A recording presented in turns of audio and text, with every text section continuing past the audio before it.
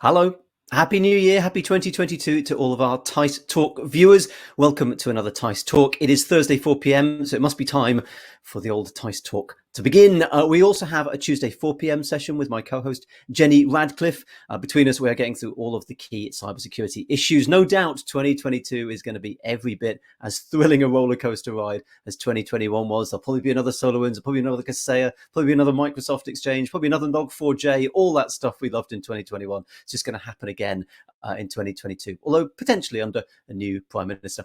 Welcome back to all of our attendees. If you've joined us before, welcome back. I hope you had a fantastic festive period, a good new year.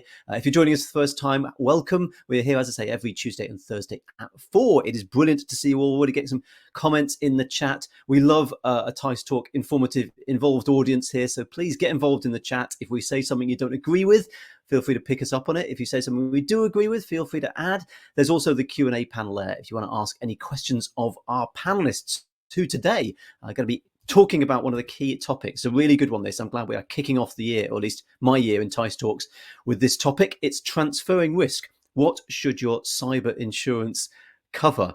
Still a really, really massive issue in the industry, still a huge issue for people. So we are looking forward to hearing from you guys. Questions going to be asking, does transferring or sharing risk make you more likely to be complacent about it?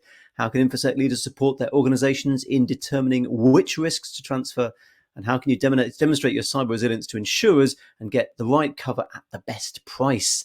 And we have a fantastic panel who are bang on trend to be talking about this. We've got Sebastian Vawai, who's Information Security Manager, EMEA at Canon. We have Joe Hancock, who's partner, non-lawyer, and head of MDR Cyber at Mishcon de Reya LLP.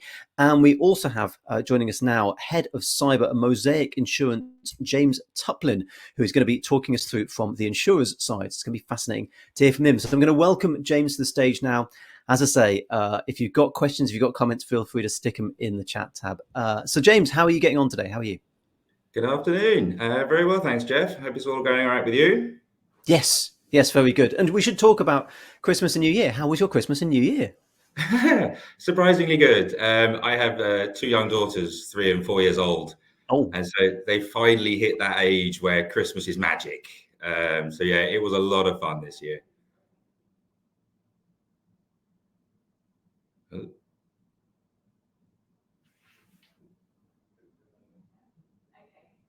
Lost you there, Jeff?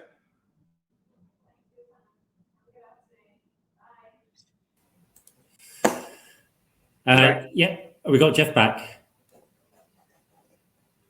Jeff, I'm just going to refresh you. And James, you were talking about Christmas, I think.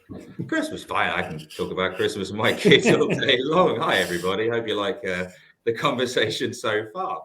Yeah, Christmas and New Year's was cracking. I mean, who doesn't remember being in as a small child and having all that fun? Unfortunately, work does always get in the way. Cyber insurance doesn't sleep. And sadly, that meant working through some of those days. Jeff. Jeff, do you promise you're back? I should be back. Yeah, I don't know whether I'm back in. Are you hearing me now? Yeah, we are. I'll leave you be.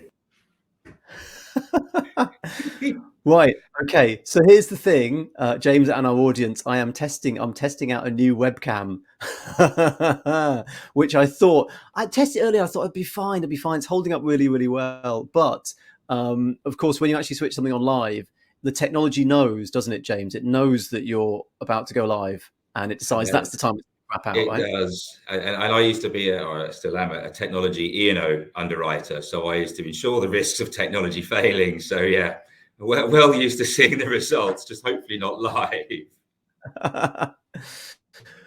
Good stuff. Okay, well, James, let's get into the issues. But first, I think we should talk about Mosaic. For those who don't know, how big's the company? Do you serve particular customer areas, client areas of industries? Give us an overview of the company, if you would. Sure. So Mosaic are a brand new company. We're only about, I think we've just had our first year anniversary of being open. So we are a Lloyd's-based syndicate. Our HQ is in Bermuda, but the majority of our operations are here in London, which is where I am at the moment. We specialize in specialty lines products, so financial institutions, professional indemnity, that kind of thing, war and terrorism. I specialize personally in cyber, which is one of our main product lines here. As a new company, we are still growing, but very rapidly. We're up to about 70 or so employees now. And the cyber division, we have offices and operations in Bermuda, UK, and Chicago and New York currently, and looking to a 2022 to keep that trend. Yeah, indeed. And so where were you before? If Mosaic's fairly new, were you an insurer before, or what was your background? Yes, I've been in insurance for almost exactly 19 years. I think I'm a few days off that anniversary. So I've always been on the underwriting side of insurance. So my job is to price and sell insurance products. I spent the majority of my career focused on technology E&O, as I mentioned earlier. That is ensuring the risk of software failing and causing a liability. And over the years, I've moved across into cyber, which is very similar in its underwriting. It's the users of technology and it failing rather than the sellers of technology and it failing. So you can see there's a very similar connotation there. And yeah, previously I've worked at several very large global household name insurers, like Zurich or AXA XL. And yeah, this year I decided to go something different and joined a startup as employee 25. So very different for me, but very enjoyable. Yeah, indeed. Hang on, we should address this. Is it startup life? Do you have a foosball table, in the office of beanbag? We don't have a foosball table, which is a real shame because that would be a way to have some fun. But we are in a small kind of. We have moved office once already. We're in one of these kind of WeWork type leased office spaces. So in 9 months, we've actually moved office twice into the office next door, which just had twice as many seats as we keep moving, and we're expecting to do so again this year. So I never quite know where I'm going to sit, which is rather entertaining. And we opened up in February, which was obviously during lockdown last year. So for the first 2 months, I wasn't allowed to meet anyone I was working with, which is an interesting introduction to working life here. Right. Okay. Interesting. So you're a startup, but you're under the sort of big umbrella of Lloyd's. Is that right? We are. So we go through the Lloyd's framework and are licensed as a Lloyd's insuring syndicate. Yeah. Right. Okay. Well, let's look at the cyber side then. I can kind of guess the answer to this, but over the last few years in cyber, how have you, from inside the industry, seen the sort of risk move and the events move? It's been a massive sea change, quite frankly, and you're right. This has been quite visible in the press. 2 or 3 years ago, cyber was very much on the increase. It's getting a lot more interest. 10 years ago, cyber was a very kind of niche product, very few people purchased. And over the years, it has grown phenomenally as it's become more intrinsic and more important to our client base. And then 3-4 years ago, the market, the claims environment for the market has changed significantly. We used to be really concerned with data breaches. So the loss of personal data, credit card. You've seen the things in the press, several million credit cards hacked and stolen. And that was predominantly the reason people purchased the product, was to handle the liabilities that ensue and to help, there's automatic mandatory notification. And so only people who had large amounts of personal data were actually interested in buying the product. We've seen a huge shift in that, where the product was expanded to include business interruption caused by computer failure, system failure. Computer says no, nothing turns on. You have a business interruption event. You can't sell your product, your service, you can't manufacture your shoes, whatever it may be. And 3-4 years ago, that became very popular. That expanded the use and the purchase of cyber. And then obviously ransomware came into the equation. We'd known as an industry about ransomware for considerably longer than the last 2 or 3 years, but it used to be a fairly minor issue. The ability to encrypt hardware and laptops, etc., was very singular. You could hack in and get this laptop, but not lots, and that has changed it. So sorry to interrupt, James, there, but that's really interesting. The last 2 or 3 years, because I'm thinking back to the WannaCry attack, which was obviously a sort of wormified ransomware attack, and that was 2017. That was almost coming up on 5 years ago. But that's really interesting. You say it's only over the last couple of years, 2 or 3 years, that this kind of automated wide-scale ransomware has meant that more people are trying to get insurance for it. Is that right? WannaCry was the big one, the first one. That was the one that gained global notoriety, and it really put ransomware on the map as far as people's perception of it. And it was the first big hacking event that we'd seen. It took a year, 18 months for that to really develop. We saw it's small ransomwares, we saw the odd event that come through, but it took time for it to really be commercialized as a hacking technique. And that's where, say, 2-3 years ago, it is now, so we think of it as hacking as a service, ransomware as a service. You can literally rent the viruses, if you will. You can rent an instruction booklet on how to use them. You can get a call line to ask how to make it work, and you can purchase off the internet the companies that you should be attacking based on flaws that other hackers have found. It is being completely commercialized. Anyone near enough can do it now with some reasonably low technological knowledge. And you ally that with cryptocurrencies and the ability for payments cross borders, with no knowledge of where the money's going, no ability to understand who's, very much anonymous payments. And those two have gone hand in hand, and the hackers have gone, well, why are we stealing credit cards? It's hard to get them. It's hard to sell them. Let's just do ransomware instead. Yeah. And it has proliferated over the last 2 or 3 years to the point now where it's in the press every day. There's attacks every week. And that's what I mean. Over the last 2 or 3 years, it's gone from a smaller odd event happens, and we as an industry can handle that no problem, to an event now where it is so commonplace, it is a larger issue. This leads us to one of the questions in the chat Q&A, rather. I think it was Mark's question, which is Mark's asked, what is the impact of the events occurring with Russia on premiums? So, as you know, there's a lot of talk about what might happen in Ukraine. Joe Biden saying that Russia, he thinks, will invade. On that specific thing, but also more generally on political events, do you see a sort of, are you aware of that and thinking, oh, well, we'll have a lot of claims come in, or we'll have a lot of people inquiring about cover? How close are you to those sort of news events, as it were? Very. It's actually been a real big topic for us for the last 2 or 3 years, particularly. But again, stemming from NotPetya, and that is something that we see in the press quite regularly around, NotPetya events. Were they an act of war? Was it Russia versus Ukraine as an act of war? Was it a hacking collective? And Lloyd's and the insurance industry generally exclude war as a trigger for a product, because they are such a big event and they're so government sponsored. They're very difficult to stop and control. That actually trying to ensure a war would be incredibly difficult, if not put the insurance industry in potentially financial difficulty to continue. So I've been part of one of the collectives at Lloyd's talking about war exclusions.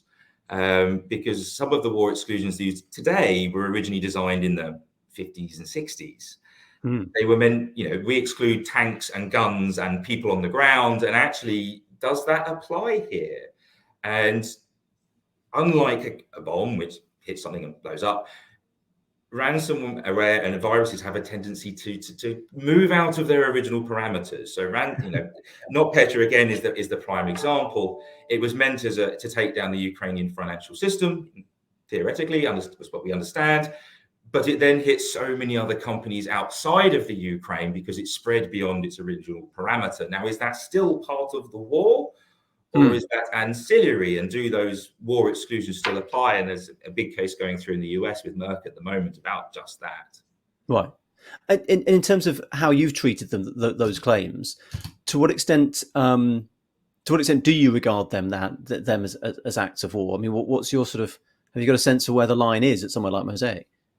It is a very difficult question to answer. And also the question of when. I mean, initially you may think it's not to do with a conflict, but we've seen from North Korea, it could be months before the attribution actually comes.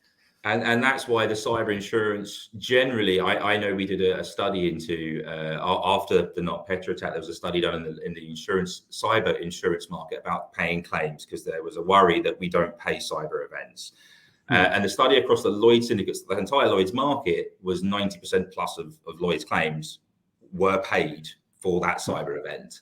Now, the issue in some of this is where they're trying to, or I say people haven't purchased a cyber insurance policy, and they may an all risks policy or a property policy that might have extensions in this space, or will it cover it? That is, it's kind of grey whether they insure a cyber event and if it looks a bit like a war. And that's where a lot of the grey has happened. Cyber so far has paid all of these events. Right. That said, if the Ukraine and Russia do fully go to war, as is possible, unfortunately, very, very worryingly, we will have to see if you are insuring a Ukrainian entity, that may be a different element. Interesting stuff. We'll get onto this again, I think, in the panel. But while I've got you on your own, James, I wanted to just ask about then the thorny issue of paying the ransom, because there's a lot of debate about this, and whether that actually ends up fueling a cybercrime. Effectively, you are paying. It's a criminal enterprise. What's your view? Where does Mosaic sit on this? I can tell you comfortably that no insurer wants to pay that ransom. We don't want to, we don't like to, we don't aim to. It's not that, this is nice and easy, we'll just throw some money at some hackers and everything is fine. But likewise, we owe a duty of care to our clients, our insureds. And when they buy our insurance, they want the best for their company and they want us to respond and to help them recover from these events. And one of the issues we see particularly is where ransomware spreads not only through a company's front-end network, but they put all of their information and data into storage. Effectively, they have a backup copy. We all keep a backup in the back of the drawer somewhere, or we used to. Now we use the cloud. If the ransomware goes through the front end and into the backup, effectively the entire system and everything they own is gone. And in those instances, there is no way to recover that information. There's without paying the ransom. That company is dead. They cannot recover. They will no longer exist. In those instances, it's a choice of pay, or their insured potentially could go bankrupt. To put it into an even worse context, we saw there was the ransomware event in Ireland against the healthcare system. Now that's hospitals going down, and hackers have been known to target healthcare and hospitals in particular because they are so sensitive to this. Now, if a hospital can't act, people's lives are at stake. Do you then quibble about paying it or not? And so we don't want to do it. We understand it is not necessarily the best thing to do, but we also understand that in circumstances, it might be the only option to keep things moving. Yeah, interesting. Really interesting. Well, it's a good time to bring in our other two panelists on this. We've got Joe Hancock, who's a non-lawyer partner and head of MDR Cyber at Mishcon de Reya, LLP, and Sebastian Avavarai, who's information security manager, EMEA at Canon. Welcome to you both. Sebastian, I have to come to you first and get your excuse for that waistcoat. What's going on there? Well, it's the first talk of the year, so I thought a Christmassy reindeers and snowman jacket is still appropriate. I think, frankly, it's 20th of January, Sebastian. I think there are viewers of teissTalks who would disagree with you. Don't worry, we won't force you to divest of your vest, as it were. And Joe, how are you? Thank you. Yeah, very good, thank you. I feel woefully underdressed compared to Sebastian now. In fact, I should have put and you, in fact, Jeff, I should have put something smarter on. If you've still got time to run and get your Christmas jumper, Joe, we will forgive you. And Joe, let's stay with you first of all. So Mishcon de Reya is a massive law firm. I think a lot of people will have seen it sort of quoted in the press. Comes up in all sorts of cases. A spokesperson for Mishcon de Reya will talk about an issue, or they will have prosecuted the case. But how big is the cyber bit of Mishcon de Reya, and what's their sort of involvement in that? Yeah, so there's a team of 10 of us, all non-lawyers, spread across consulting, incident response, and intelligence investigations work. So we're kind of unusual as a law firm as having a Creston NCSC accredited practice run by non-lawyers, and we bring in our legal kind of colleagues, be it fraud lawyers, data protection lawyers, reputation lawyers, to help our clients alongside our team with their kind of specific challenges. So as you can imagine, very useful when we're dealing with incidents that unfortunately affect a lot of us today. So when you're dealing with incidents, is this companies that have been compromised, experienced a hack, and then and if that's the case, why would they bring in Mishcon de Reya and not their sort of incident response, the CrowdStrikes of this world and so on? Yeah.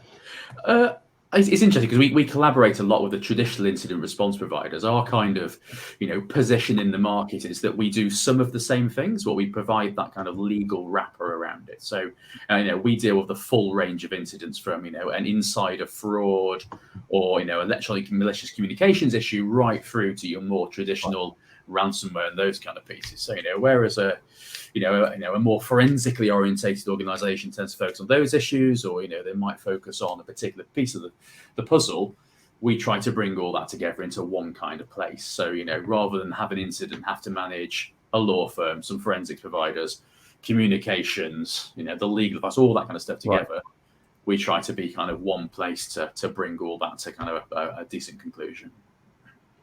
I see. Okay, that makes sense. Yeah, good stuff. And Sebastian, let's come to you. I don't think anybody needs to sort of get an overview of who Canon are. It's a massive company, but so let's just hop on straight to the cyber risk element of this. There's a news story that we were looking at the other day that talks exactly to this issue, which is in intelligentciso.com. Other publications are, of course, available, and it's talking about how ransomware is destabilizing cyber insurance. Which makes some interesting points and ones that will be familiar, I think, to people who've looked at this. Firstly, from Canon's point of view, just talk us through the kind of cyber, obviously without getting into any Canon secrets, but have you found that for you as a CISO, dealing with insurance and working out insurance has got more complicated over the last few years? How's it sort of changed for you as somebody who's on the front line? No, we definitely see the difference. Actually, we just renewed our cyber insurance at the end of last year, and we were surprised to see how much the price. I mean, we expected the prices to go up, but the amount with which they go up, that's quite significant. And we had companies with whom we discussed in the past who simply said, "Well, we're not in that business anymore. We're not doing cyber insurance anymore because we cannot afford it," which was in itself a very interesting signal. Or we had companies who just quoted really high prices. And, yeah, you really don't want to do cyber insurance, but you don't want to take it off your offering list, right? That's what it looks like. And I've heard the same from other companies as well. It is changing, and the impact of the ransomware incidents is clearly having an impact on the offering. It's it's a reality that it's inescapable, and I think many organizations next year will start again making some very careful calculations on, is cyber insurance still justified? What's my real risk? What can I recover? What's my liability? And does it still justify to pay the current rates on cyber insurance? And it's understandable. On the other hand, it's also the discussion moving away from, do I insure just my risks? No, now I have to think about data that is being leaked by the ransomware crew, which belongs actually to one of my customers or to one of my suppliers, and I'm potentially liable for that. So the risks that we have to mitigate are also slightly different. Yeah, I want to pick up with that with you, Sebastian, on that. But I wonder if I could ask our Thijs Elf, who's already stepped in once. I'm loath to ask him again, but I wonder if we could have a poll on that, because I'm quite interested in the experience of other teissTalk viewers on this. We've got a little poll section up at the top next to our Q&A, and I guess the question, if we could, would be, over the past year, have you struggled to get cyber insurance? Yes or no? So over the last year, have you struggled to get cyber insurance? Yes or no? And let's see what the result is. I think we probably predict what the result is, but let's let our viewers vote on that. Sebastian, I want to come back to you then. So is it the case that you're being asked to pay more but for the same product that you got before? Or is it sometimes that you're being asked to pay more? The insurance companies are saying, well, actually, we're now excluding X, Y, and Z. Is the cover being chopped and changed? It's a combination. So that what is being covered is different, and it's becoming more granular, which I think is actually a good thing. It's good to have options. And yeah, I want to cover my forensics costs, but not necessarily to cover my recovery costs.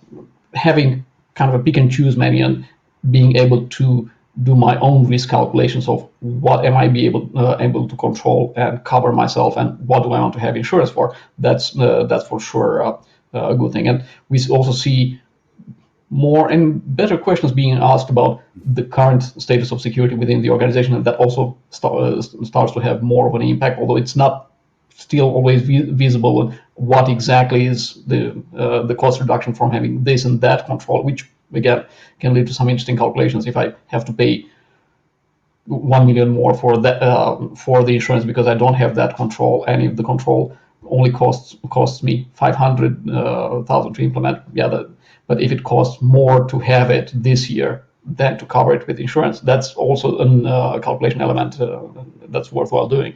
Yeah. And that's something that I think is going to be taken more into account by the insurers, hopefully. Yeah. One more question, Sebastian, on this then.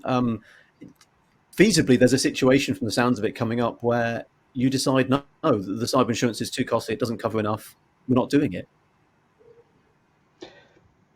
It's possible. We'll have to see how the numbers look next year.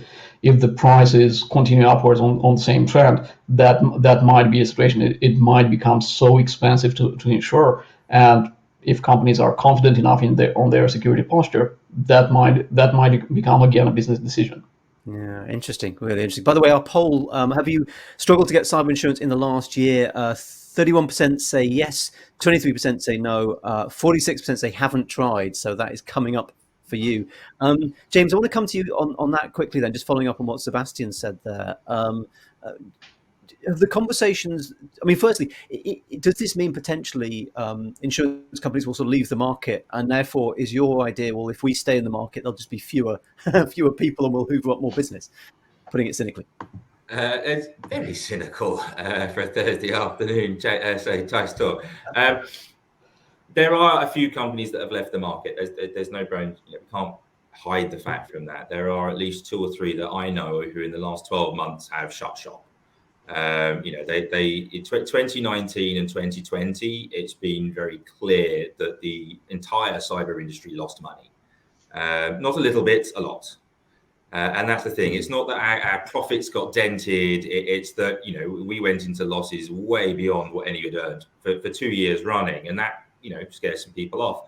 Now, we may be a startup that only came in as this was happening, but obviously companies take years into planning. And so we were planning to come into this market in a major way about 18 months before all of this came out. So I'd like to think we weren't quite so cynical to just jump on it as the competition went down. But as a byproduct, it has meant that, we as a market are more in demand than we expected to be. Interesting stuff. Joe, can I come to you on this then? It strikes me that, maybe I've got this wrong, but it strikes me you might end up in the middle of these two parties, where, on the one hand, there's an insurance company who maybe doesn't want to pay out, and you're working with your client who does want to pay out. Is that a position that you find yourself in often, where there's a push me, pull you between what you're investigating and the different parties?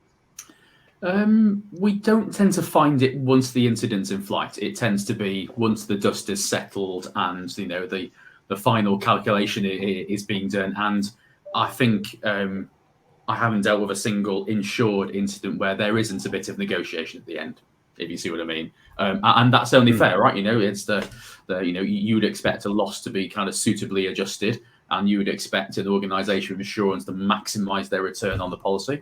And, you also expect a, prudent claims management to make sure that, the policy isn't paying out more than it's supposed to, because otherwise premium hasn't been set kind of properly. So but I must admit that when it comes to claims in the Lloyd's market, I've always seen insurers be very fair. And, I think sometimes there's kind of unfair criticism.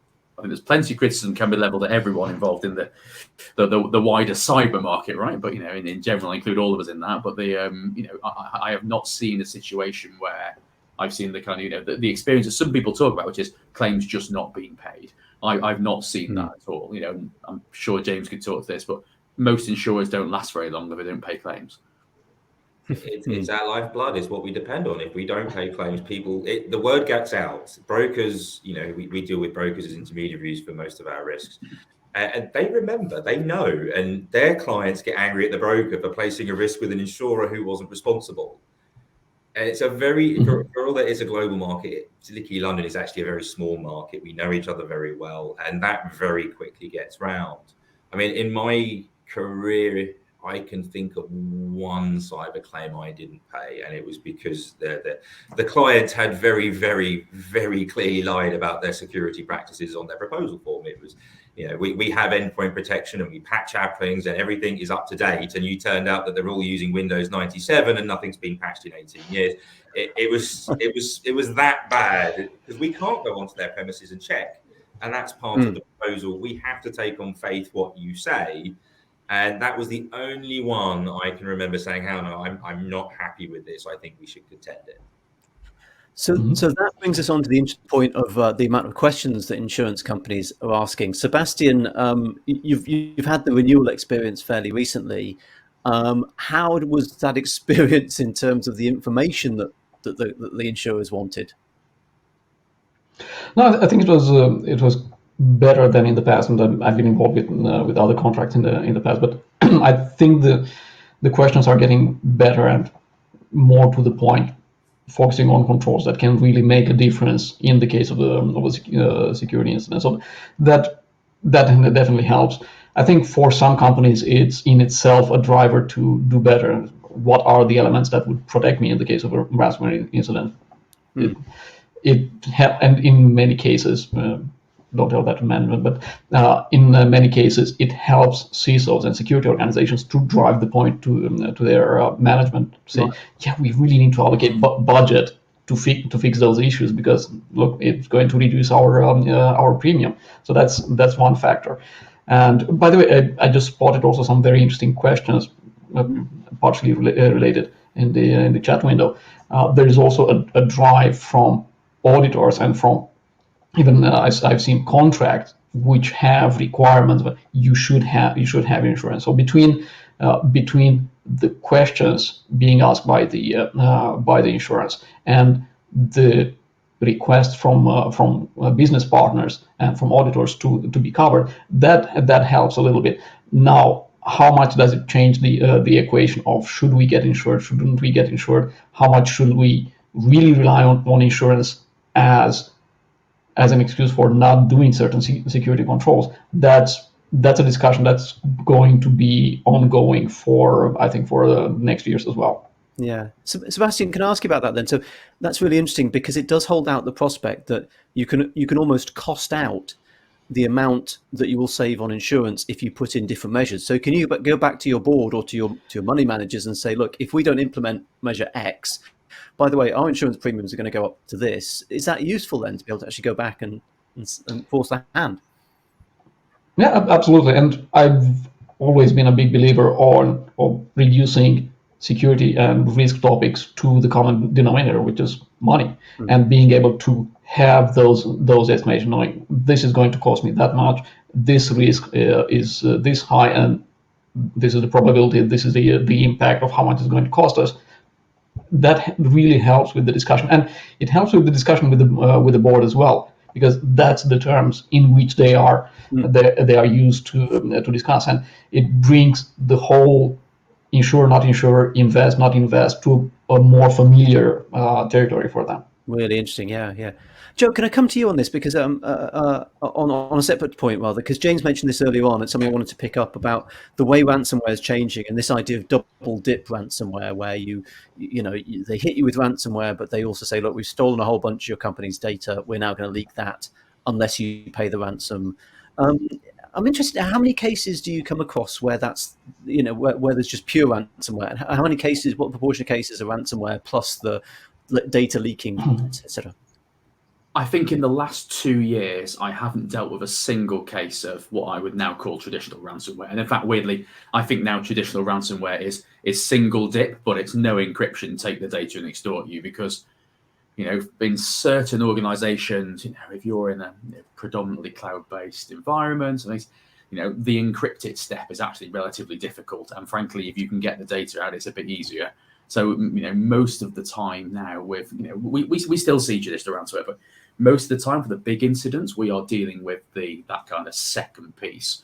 And so I think that is, to me, the trend. I think you're going to see the kind of, the encryption loss of availability piece probably affects certain industries where availability is key, But actually, for anyone that's got any level of sensitive data or personal data because of the potential threat of kind of fines or regulatory action, actually the grabbing the data and making off of it is a much easier way to that kind of end game. And again, these are attackers who look at the economics of these kind of things. If I can go after 10 people, grab the data, and force 8 to pay in the time that it would have taken me to go after 5, encrypt and take the data, I'm going to take the path of least resistance. I'm going to maximize my profits in inverted commas. So we see a lot more of the publication side of things. And also we see that becoming much more sophisticated. There's now a much more set process for how that pressure is applied. Aggressive timescales, digital proof of life. Here's how I prove I've got the data. Here's how I'm going to name and shame you. You know what I mean? And these kind of things, to exert that pressure, which then comes with a different set of kind of client responses as well. So we see clients now, some saying, you know what, I'm not paying, I'm not dealing with extortion at all. And other clients are saying, actually, you know what, this cannot get out there. I have contractual obligations, keep that confidential. I need to do different things. So we spend a good chunk of our time looking at court orders to stop this kind of things and other kind of newer mechanisms like that stop publication rather than actually deal with the forensic side of a breach. And if I can, sorry, please, Sebastian. Something else that I think is going to be the consequence, and a positive one from this, is there's going to be more discussions about knowing what data you have, knowing where it is, knowing whose data it is, because until now the discussion was more on what are the technical controls, what are the networks, what are the IT assets that we need to defend. Now there's going to be, because of the risk of leaks and exposure to third parties, there's going to be more emphasis on, I need to know what data I have. I need to know who is responsible, who has access to it. And there's going to be maybe a comeback of that old saying, the best way to protect the data is not to have the data. Yes, yeah.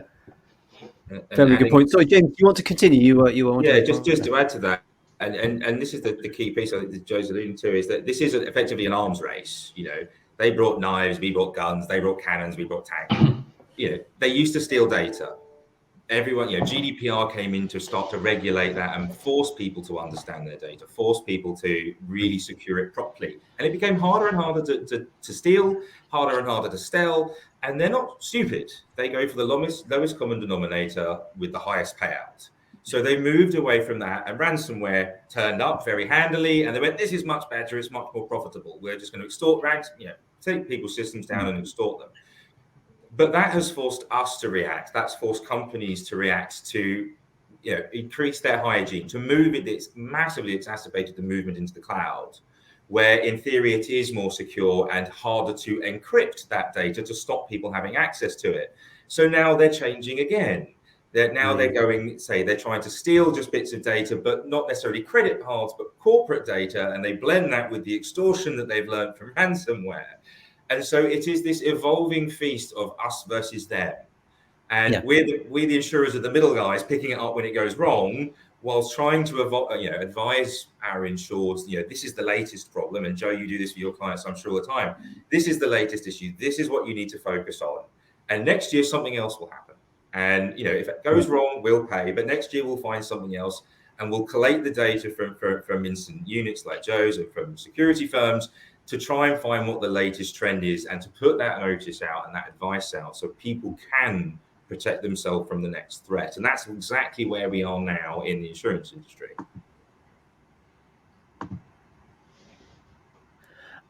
Joe, can I come back to you on something? Thanks for that, James. Can I come back to you, Joe, on something you mentioned, which was about trying to get legal orders and legal actions? Are you talking about legal actions against ransomware groups? Is that really? Yeah. So this is kind of, you asked about what's the thing that makes kind of our kind of service unique in terms of where we position. And one of the kind of the kind of tools and techniques that we look at is using our legal team to take injunctive action. And in two main ways. One is chasing down money and funds, be that traditional fiat currency or cryptocurrency. It doesn't. You don't need to know who the person is. You know the money's dirty because you paid a ransom. And at that point, it's the proceeds of crime, and you can go after it. You don't have the issues of trying to make out that it is or isn't. We know it is because we paid it as an organisation.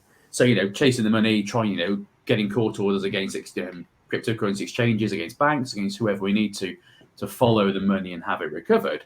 But also against, to stopping publication. So, and again, you don't need to necessarily identify someone. There's, you can get an order against what's called persons unknown. So, I'm not a lawyer. I lean on my legal colleagues for this. But what that effectively says is, we don't know who these people are, but we know they should be within the jurisdiction of the court. There's the kind of catch-22 of they won't come to court to identify themselves, because to do so would be to put themselves within reach of the court and therefore potential problems. So, the court will say, I will give you an order against persons unknown to protect, so that this confidential data shouldn't be published. And this isn't the idea that you're trying to gag the press and, these are things. The press can report the facts of the incident, but can't report maybe what's confidential, what is privileged. And, if you find out who the person is, you have an obligation to notify them about the court order and to try and take steps to further it. But the courts, as they always have been, are in the end, want to see justice for people who've been wrong. So you're seeing courts and law firms work together to try and find ways through some of these issues. And it's an area where there's a lot of misconception around. For example, more traditional incident response as well. Arbitration's hard. We never know who these people are, and actually we need to do a lot more forensics. If not done evidentially, we'll never get into court. Those aren't actually kind of valid arguments in this space. If something has happened in the jurisdiction, you can show that it's criminal, you can show the money's dirty, you can show the information should have been confidential and has been gained for a breach of confidence, courts will take action. And so, we take that and combine it with the good kind of technical knowledge, and then work with insurers like James to then reduce their loss ratio and help their kind of clients. So definitely trying to take a different way of doing these things now, and it's very possible. And it's interesting in terms of actually finding these folks and identifying them. There was a story on the BBC, which maybe our teissTalk can find, Joe Tidy's story about the Revel gang finally being allegedly identified and arrested by Russian police, Russian law enforcement of all things. James, that was surprising. Can I come to you, James? Getting to the end of this, but I wanted to ask actually about that, about countries that have an interesting relationship with law enforcement, shall we say? Isn't the issue, if you do end up having to pay one of these ransoms, that the US now is starting to talk about sanctions, and if you pay ransoms to sanctioned entities, you breach sanctions. Does that? I'm interested by that. But is that something that comes up in terms of who you're paying, etc.? Oh, certainly it does. You have to pay attention to a US sanction when it turns up. And before we make any ransom payment now, we have to speak to the US authorities. We have to give them the details of the event before we pay the ransom. But if it's a US risk, we have to, by law now, talk to them about it, because if we don't and they find out about it, there is a very good chance they will sanction us, the insured that was affected in the first place. And so we have to be very careful. And if they say, if the US authorities say you cannot pay the ransom, we can't legally. Every resource is done at that point.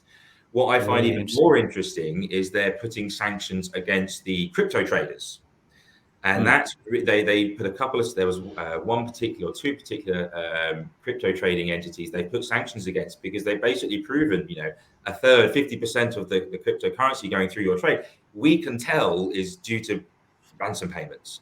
And you are therefore, as a trading entity, as a financially regulated entity, you are exacerbating the issue and paying these people, not us. You are facilitating those payments, and they're forcing them to do know your customer.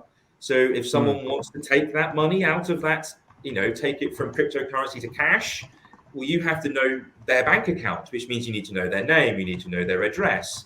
So if those hackers ever want to cash out, so to speak, to take all those Bitcoins or whatever it is and turn it into dollar, at that point, a bank is involved. And those banks are now being told, you have to do this. And that's where we're seeing the latest trend of how you catch and identify who these hackers are.